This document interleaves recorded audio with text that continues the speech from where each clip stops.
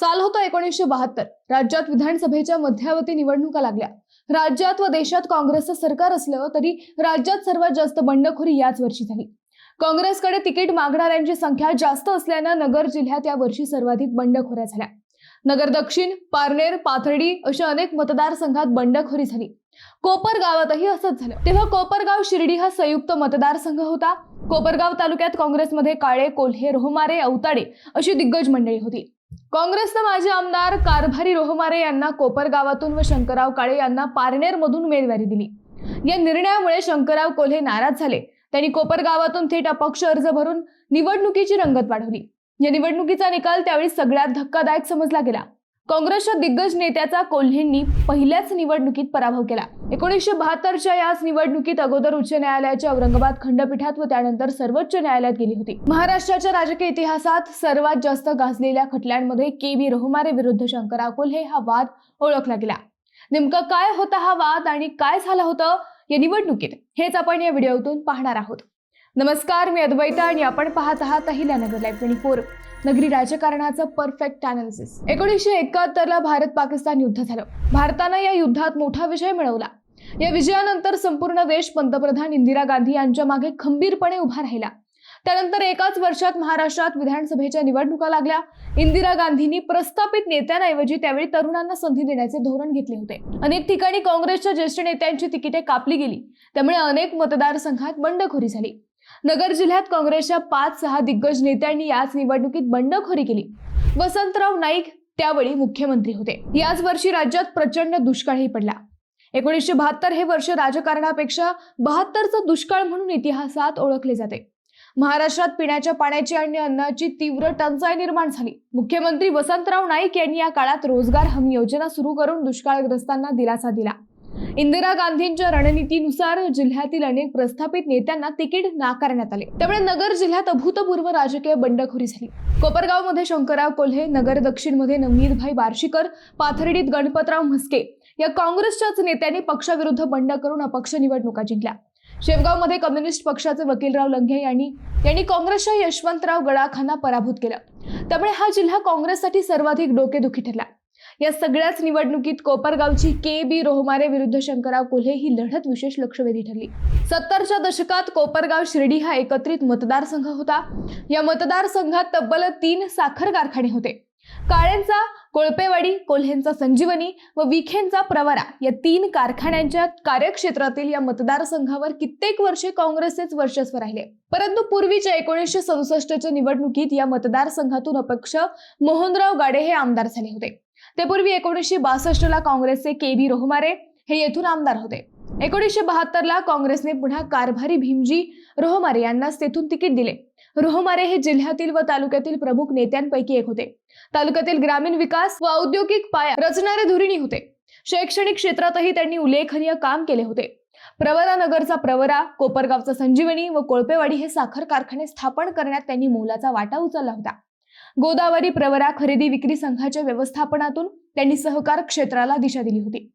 त्यापूर्वी कोल्हे ही कोपरगावच्या सक्रिय राजकारणात होते।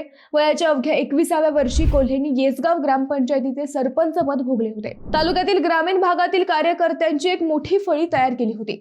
1962 ते 1967 या काळात ते कोपरगाव तालुका पंचायत समितीचे सभापतीही झाले होते। सभापती असतानाच त्यांनी संपूर्ण तालुकाभर आपली क्रेज निर्माण केली। 1960 मध्ये संजीवनी कारखाना सुरू केल्यावर त्यांचे संघटन वाढवले। कार्यकर्त्यांची मोठी फळी त्यामागे उभी राहिली।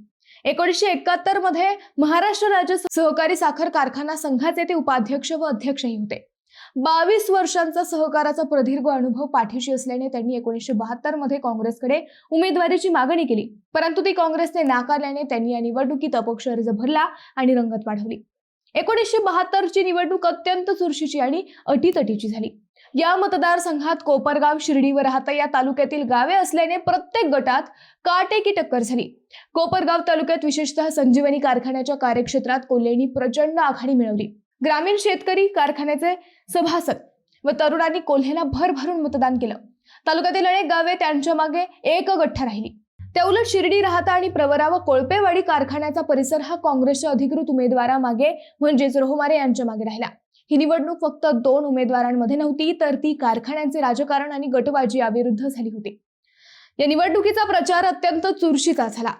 कोल्हे गटाने स्वतःला परिसरातील विकासासाठी लढणारे तरुण नेतृत्व म्हणून सादर केले, तर रोहमारे गटाने काँग्रेसची निष्ठा आणि प्रस्थापित सहकाराचा अनुभव या मुद्द्यावर मते मागितली. काँग्रेसची अधिकृत यंत्रणा रोहमारेंच्या मागे असली तरी कोपरगावातील गठ्ठा मतदान कोल्हेंना खऱ्या अर्थाने संजीवनी देऊन गेले. निकाल लागला तेव्हा अपक्ष उमेदवार असलेल्या कोल्हेंना 38,745 तर काँग्रेसच्या KB रोहमारे यांना 33,052 मते मिळाली. 5,693 मतांनी कोल्हेंनी आपल्या पहिल्याच विधानसभा निवडणुकीत ऐतिहासिक विजय मिळवला होता. परंतु माशी शिंकली आणि ही निवडणूक थेट कोर्टात गेली. 1972 ची निवडणूक कोर्टात जाण्याचे मुख्य कारण म्हणजे संविधानातील लाभाचे पद आणि भ्रष्ट गैरप्रकार हे होते. पराभूत उमेदवार कारभारी भीमाजी रोहमारे यांनी शंकरराव गेणूजी कोल्हे यांच्या आमदारकीला आव्हान देणारी निवडणूक याचिका उच्च न्यायालयाच्या औरंगाबाद खंडपीठात दाखल केली. निवडणूक लढवताना शंकरराव कोल्हे हे महाराष्ट्र सरकारच्या साखर उद्योगाच्या वेतन मंडळाचे सदस्य होते.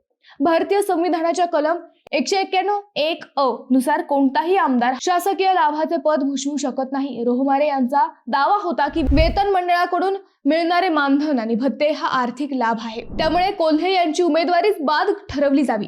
याचिकेत कोल्हे यांनी निवडणुकीदरम्यान काही गैरप्रकार केल्याचाही आक्षेप घेण्यात आला होता. अखेर 22 सप्टेंबर 1972 ला उच्च न्यायालयाने रोहमारे यांची याचिका फेटाळली. त्यानंतर रोहमारे सर्वोच्च न्यायालयात गेले. 18 नोव्हेंबर 1974 ला सर्वोच्च न्यायालयाने या याचिकेवर निकाल दिला. सर्वोच्च न्यायालयाचे न्यायमूर्ती आलगीर स्वामी आणि रणजित सिंह सारकारिया यांच्या खंडपीठाने यावर अंतिम ऐतिहासिक निकाल दिला. शंकरराव कोल्हे यांना वेतन मंडळाच्या बैठकीसाठी मिळणारे मानधन, प्रवासाचे भाडे हे केवळ मुंबईत प्रत्यक्ष झालेला खर्च भागवण्यासाठी होते. त्यातून त्यांना कोणताही वैयक्तिक आर्थिक नफा किंवा अतिरिक्त कमाई झाली नसल्याचे निरीक्षण सर्वोच्च न्यायालयाने नोंदवले. सर्वोच्च न्यायालयाने कारभारी रोहमारे यांचे अपील पूर्णपणे फेटाळून लावले. शंकरराव कोल्हे यांची आमदारकी वैध ठरली. हा निकाल भारताच्या घटनात्मक इतिहासात आजही लाभाचे पद या संकल्पनेची अचूक व्याख्या स्पष्ट करणारा मैलाचा दगड मानला जातो. त्यानंतरच्या आतापर्यंत झालेल्या प्रत्येक निवडणुकीत या विषयावरून होणाऱ्या वादावर हाच निकाल मार्गदर्शक ठरतो. या खटल्यानंतर नगर जिल्ह्यात 1991 ला झालेल्या नगर दक्षिण लोकसभेची निवडणूकही सर्वोच्च न्यायालयात गेली होती. बाळासाहेब विखे विरुद्ध यशवंतराव गडाख आणि शरद पवार अशी ही न्यायालयीन लढाई दीर्घकाळ चालली. हे दोन्ही खटले राज्याच्या व देशाच्या राजकारणात आजही चर्चिले जातात. या न्यायालयीन लढाईनंतर शंकरराव कोल्हे हे दीर्घकाळ सत्तेवर राहिले. 1972 ते 1985 आणि 1990 ते 2004 अशा 2 मोठ्या टप्प्यांमध्ये मिळून त्यांनी 26 वर्षे विधिमंडळात कोपरगावचे प्रतिनिधित्व केले. या दीर्घ कार्यकाळात त्यांनी राज्याचे महसूल, परिवहन, कृषी आणि सहकार यासारख्या अत्यंत महत्त्वाची कॅबिनेट मंत्रीपदेही भूषवली. याच कोल्हे साहेबांचे 16 मार्च 2022 रोजी वयाच्या 93व्या वर्षी निधन झाले. त्यांच्या निधनाने महाराष्ट्राच्या सहकार, कृषी आणि राजकीय क्षेत्रातील एका मोठ्या पर्वाचा अस्त झाला. त्यानंतर त्यांच्या सूनबाई व आता नातवंडाने विधानसभा व विधान परिषदेवर आपला ठसा उमटवला आहे. मित्रांनो, तुम्हाला हा विषय कसा वाटला आहे आम्हाला कमेंट करून नक्की कळवा. शिवाय व्हिडिओ आवडला असेल तर चॅनलला सबस्क्राईब करून व्हिडिओला लाईक करायला विसरू नका. पुन्हा भेटू नव्या विषयावर. तोपर्यंत धन्यवाद.